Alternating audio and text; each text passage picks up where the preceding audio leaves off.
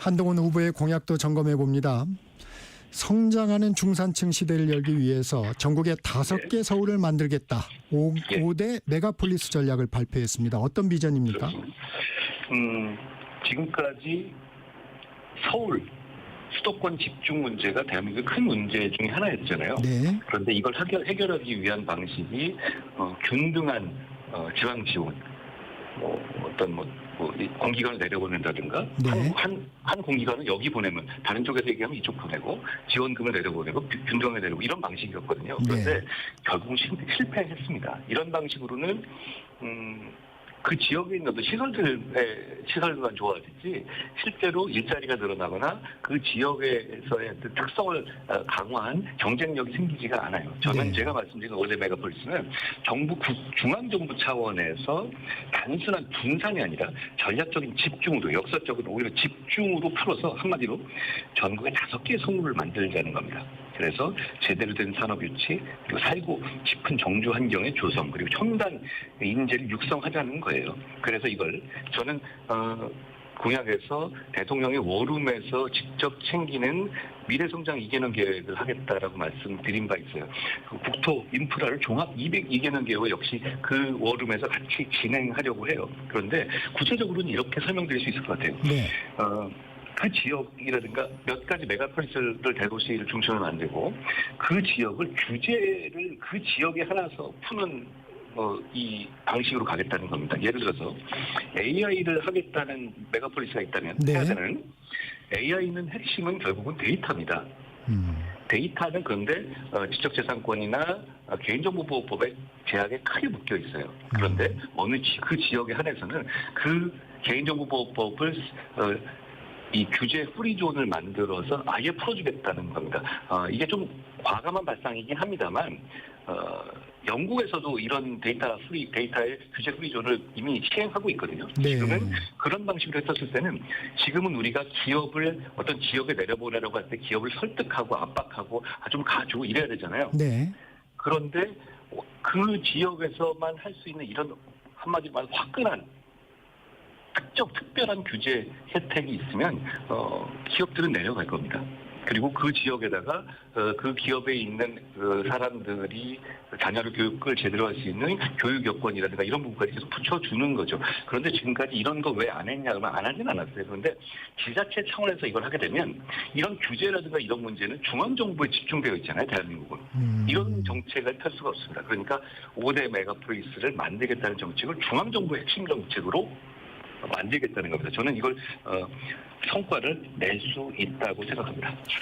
지금 말씀해 주신 기업에 대한 유인책 이 부분은 규제를 풀어주는 방안으로 유인해 보겠다. 근데 그 규제가 지금까지 다르게 몇 가지 아주 발전 등록을 해놓고 네. 파격적으로 바꾸고 그 지역에 한해서 푸는 겁니다. 이 약간 이해가 지금 좀 안 되는 부분이 있는데 이 산업 지역의 지방 분산하고 이 차이 지금 조금 더 구체적으로 설명해 주시겠습니까? 이런 얘기죠. 지금 서울과 경쟁할 수 있는 도시들을 만들어야 돼요. 네. 미국 같은 경우는 필라델피아나 워싱턴이나 뉴욕이나 LA나 수도는 분명히 있지만 조금 다른 의미에서의 경쟁을 하고 있거든요. 지금은 서울은 서울대로 있고 어떻게든 서울하고 연계돼서 발전해 보려는 구도였어요. 지금까지는. 네. 그런데 분리돼서 완전히 자체로 서울과 경쟁할 수 있는 구도를 만들어야 되고 그리고 그것이 그 지역 전체에 균등하게 가는 게 아니라 그 대도시를 중심으로 집중시켜서 그 대도시를 발전시키고 그 대도시를 중심으로 방사형으로 생태계 형식으로 다른 지역, 그 주변 지역을 발전시키자는 얘기예요. 그런데 그걸 중앙정부 차원에서 개입해야 가능한 이유는 저는 법무장관을 오래 하지 않았습니까? 네. 지방에서 굉장히 많은 지자체분 장들이 법무장관이나 다른 장관들 방문해서 이거 해달라 요청을 해요. 근데 그런 이유가 뭐냐면 이분들이 열정은 있지만 그런 권한이 없습니다. 그리고 그 권한을 한꺼번에 주기도 어려운 게 대한민국이 국토가 그렇게 넓지 않기 때문에 그렇게 분산하기도 어려워요. 결국은 중앙정부 차원에서 직접 그립을 잡고 메가폴리스 육성을 하겠다는 정책적인 방향이 거의 유일한 방안이라고 생각해요. 규제 특구를 해놓고 AI, 바이오, 에너지, 미래차, 반도체 이렇게 각 지역별로 각 특화가 될 수 있는 부분에 대해서는 특구 안에서의 관련 산업 규제를 사실상 완전 철폐하자는 거예요. 그리고 이게 예가 많이 있습니다. 미국의 보스턴 바이오 클러스터 성공 사례처럼 이런 밀집 분야가 높아지고 그렇게 되면서 도시가 성장한 사례가 많이 있습니다. 그리고 이건 단지 정부 재정으로만 될 수 있는 문제는 아니고 조세 제로 펀드를 만들 생각입니다. 지역에 대한 지속 가능한 민간 투자를 하는 경우에는 특정 조세에 대해서는 완전 감면해 주는 방식으로 지속 가능한 민간 투자가 유입될 수 있게 해줘야 합니다. 그래야만 그 도시가 단지 1년에 완성되지는 않잖아요. 결국 완성될 수 있을 거라고 생각합니다. 이 말씀하신 조세 제로 펀드도 흥미롭더라고요. 어떤 구상인가요? 말씀드린 것처럼 지역에 대해서 민간 투자를 유도하는 겁니다. 펀드에 대한 투자를 이 민간 펀드 중에서요. 지역에 대한 투자는 민간 투자를 계속하고 어느 정도 이어가는 경우에 있어서는 세금을 면제해 주는 겁니다. 궁극적으로. 그렇게 되면 돈을 지역에 넣었다가 뺄 유인이 적어지게 되겠죠. 그리고 예를 들어서 또 하나는 수도권의 부동산 매각대금을 규제제로 특구에다가 제가 말씀드린 메가폴리스에 투자하게 되면 양도세를 즉시 이연시키고 구체적으로는요. 5년 이상 투자 시에는 양도세를 50% 감면, 10년 이상 투자 시에는 양도시 전액 면제 혜택을 주겠다는 겁니다. 이렇게 되면 이 펀드가 돈을 넣어서 중간에 사실 돈을 메가폴리스에 넣었다가 바로 빼버리면 그 발전이 어렵잖아요. 사실 돈이 그렇게 돌면. 그렇게 하면서 펀드 수익의 세금 역시 면제해서 민간이 메가폴리스의 지속적인 투자를 유도하겠다는 겁니다. 네, 이 거점이 되는 5곳의 위치 관심이 높습니다. 언제 공개가 되는 건가요? 그냥 정치와 표만 생각한다면 이걸 이렇게 미리 얘기할 수는 있겠습니다만 그것부터가 지금 정교하게 들어가야 되는 겁니다. 그러니까 대략 지역 분사만 해가 던진다 이게 아니라 어디를 해야 과연 우리가 목표로 하는 이런 성과를 거둘 수 있을지를 정교하게 판단하고 지역의 얘기를 듣고 정하겠습니다. 제가 대통령이 되면 미래성장 2개년 계획을 하는 워룸에서 이 문제부터 시작할 겁니다. 네. 지난해 22대 총선 때 한 후보가 국민의힘 비대위원장이었을 당시에 국민의힘에서는 김포시의 서울 편입을 통한 서울 메가시티를 당론으로 추진했다가 동력을 잃은 적이 있습니다. 이 부분도 다시 검토될 수 있는 건가요? 당연합니다. 그 당시가 어떤 표만을 노리고 얘기했던 얘기가 아니라 결국은 지금은 전 세계는 메가시티가 커지고 그리고 그 주변이 그 영향으로 함께 발전하는 이런 시대잖아요. 그 과정에서 김포는 특히 길게 이어져 있지만 사실상 서울 생활권이에요. 그리고 주민들도 많이 바라고 계시고 저는 그렇게 결국은 이 지역의 거버넌스 문제는 주민들의 의사를 반영하는 것이 대단히 중요하다고 생각합니다. 민주당 후보들이 세종 행정수도 공약을 내놓고 있습니다. 국민의힘에서도 국회 이전과 대통령 제2집무실을 조속히 건립하겠다 이렇게 공약을 했는데 한동훈 후보도 동의하시나요? 국회 세종 완전 이전은 바로 제가 총선 때 공약했던 내용이죠. 네. 건물까지. 그리고 당시 제 기억으로는 야당에서는 그거 헌법 개정 필요한 거냐 이런 식으로 좀 오히려 딴지를 거시는 분들이 많았던 걸로 기억해요. 제 약속에는 변함이 없습니다. 국회 분원이 이전하는 방식으로 가면요 결국 제대로 이전 안 됩니다. 우리 그거 경험해서 알고 있잖아요. 결국 출장소 형식으로 쓰일 거예요. 아무리 건물을 멋지게 줘도요. 완전 이전해야 합니다. 국회 세종 완전 이전은 제 총선 때 공약이고 그 약속이 지금도 변함이 없습니다. 여의도 시대를 마감한다는 의미도 있고요. 그런데 이재명 대표 말하는 행정수도는 중요한 모순점 한 가지가 있습니다. 저는 행정수도 이전 자체를 반대한다는 의미가 아니라 결국 이건 개헌 사항이에요. 그렇죠. 2004년에 헌법재판소 결정에 따르면 개헌이 필요해요. 그런데 이 대표나 민주당은 극구 개헌에 대해서는 말하기 꺼려하면서 이런 건 툭툭 던진단 말입니다. 과연 이 얘기를 믿을 수 있을까요? 게다가 최근에 말이 계속 변하고 있어요. 처음에는 다 내려간다고 했다가 그건 아니라고 하고 다시 그러면 논의해보겠다 이런 쪽으로 말이 변하고 있는데 이재명 대표가 말이 계속 변화해오는 정치인이긴 하지만 행정수도나 이런 이 지역의 영향이 큰 정책을 발표할 때는 책임 있는 말을 하셔야 한다고 생각합니다. AI 3대 강국 진입을 위해서 200조 투자를 공약했습니다. 예. 민주당 이재명 대표도 100조 투자를 공약했는데 200조, 100조만 좀 머릿속에 들어오는 것 같아요. 서로 공감대를 형성하는 부분인가요? 아니면 차별성이 있는 건가요? 지금 상황에서 미국의 스타게이트에서 800조를 투자하고 있고요. 지금은 네. AGI 시대, 인공지능의 정말 세계를 지배하는 시대가 3에서 5년 사이에 정말 완성된다고 합니다. 그러니까 우리가 이 시대에 적응해야 될 어떤 시대적 사정을 띠고 있는 것이죠. 그렇다면 파격적인 지원이 필요합니다. 파격적인 지원이 필요하다는 그런 생각을 민주당도 갖고 계시다면 그건 서로 다행스러운 일이라고 생각해요. 디테일의 문제겠죠. 그런데 민주당의 이재명 대표는 뭐 엔비디아 같은 기업을 키워서 30%를 국민들한테 돌려주자. 이런 얘기를 하고 계시잖아요. 저는 이 생태계와 기업을 제대로 이해하지 못하면서 위험한 생각을 갖고 있구나 이런 생각을 했습니다. 정교해야 합니다.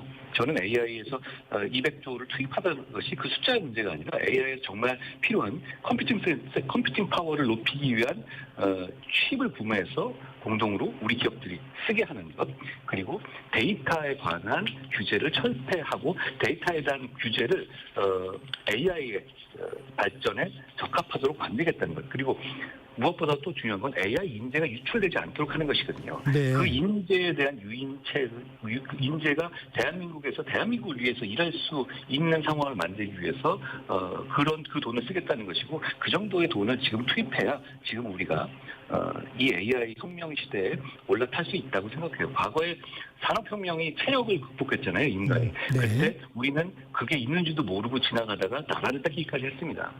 이번 AI 혁명은 인간의 지력을 극복하는 혁명인데요. 여기엔 제대로 올라타야 되지 않겠습니까? 저는 그런 절실함을 가지고 AI 시대로에서의 이 대한민국의 번영을 제 정치의 최우선순위에 두겠습니다. 부동산 정책은 국민 생활에 민감합니다. 예. 한 후보는 재건축과 재개발 활성화를 통한 주택 공급 방안을 제시했어요. 어떤 구상입니까? 결국은 집의 수가, 인구가 줄어들고 있지 않습니까? 네. 그러면 집의 총수가 모자란 건 아니에요. 그렇지만 왜 집값 안정이 되지 않냐면 결국은 양질의 주택이 새로 공급되는 부분이 적기 때문이다. 그것도 지역도 국민들이 원하는 지역이어야 해요. 부동산 정책에서 제가 성장하는 중산층 시대를 말씀드렸는데 집값이 안정되지 못하고 중산층이 집 문제로 너무 어려움을 겪으면 성장할 수 없습니다. 중산층을 키우기 위해서는 집값 안정이 대단히 필요한 것이죠. 자산 격차가 집값이 안정되지 않으면 너무 빠르게 확대되지 않습니까? 문제는 공급에 있습니다. 집이 하루아침에 지어지지 않잖아요. 네. 특히 결국은 그런데 그 공급을 할 수 있는 신규 부지들은 이미 수도권 서울에는 거의 없어요. 그렇지 않습니까? 그렇다면 결국은 재건축 재개발을 통해서 신규 공급이 일어날 수 있을 겁니다. 그러기 위해서는 지금은 규제를 최소화하는 게 필요합니다. 일요일에 제가 3가지를 발표했는데요. 네. 첫째로는 재건축 초과이익 환수제를 과감히 폐지하자는 겁니다. 네. 둘째는 용적률과 건폐 상환을 완화하자는 겁니다. 지금 용적률 체제가요, 2000년에 만들어진 거예요. 24년 전에. 25년 가까이 됐죠. 그때와 지금 상황 많이 다르지 않습니까? 충분한 주택 공급 위해서 용적률 상향 불가피합니다. 세 번째로는 신도시의 재건축 공공기여금도 조정해서 적극적으로 재건축 지원해야 합니다. 동시에 이제 그린벨트 해제 지역에는 청년과 신혼부부 일반 분양도 대폭 확대해서 인구 절벽 문제와 출산율 문제에도 이 집값 정책이 반영되어야 한다라는 말씀드립니다. 이렇게 양질의 주택 공급 늘려서 집값 안정시킨다. 이건 바로 중산층이 성장하는 기본이죠. 현실적으로는 자재값과 인건비 상승 등으로 건축비가 급증하면서 재건축 재개발이 어려운 부분도 있습니다. 돌파구가 있을까요? 그런 부분도 있지만요. 결국은 모든 건 연결됩니다. 그러니까 관세 전쟁을 통해서 우리가 얻을 수 있는 것도 물가를 안정시키자는 것 아닙니까? 네. 그리고 제가 에너지 영역에서 원전 중심으로 기존의 어떤 에너지 PCT를 걷어내고 실용적으로 가자는 것도 물가를 안정시키자는 거잖아요. 결국 그건 모든 영역에 해당되는 겁니다. 그렇지만 재초환이라고 하죠. 재건축 초과이익 환수제 같은 경우는 이것 때문에 지금 여러 군데에서 재건축 재개발이 한다고 하지만 진짜 수십 년째 말만 이어지는 경우도 많잖아요. 서로 네. 가면 너무 피곤하지 않습니까? 그런데 걸림돌 중에 하나가 이 재건축 초과 이익 환수제예요. 이걸로 인한 약간의 차이 때문에 생각들의 차이 때문에 갈등이 생기고 느려지는 것이죠. 저는 하나하나 해결하자는 겁니다. 이것 하나가 모든 주택 정책과 주택 정책의 주택 가격을 안정시키지 못하겠죠. 그렇지만 눈에 보이고 진짜 손에 보이고 당장 효과가 있는 것 하나하나 해나가자는 겁니다. 그렇게 되면 국민들과 부동산의 시장에 메시지를 줄 겁니다. 아, 공급이 늘어나겠구나. 재건축이 활성화되겠구나.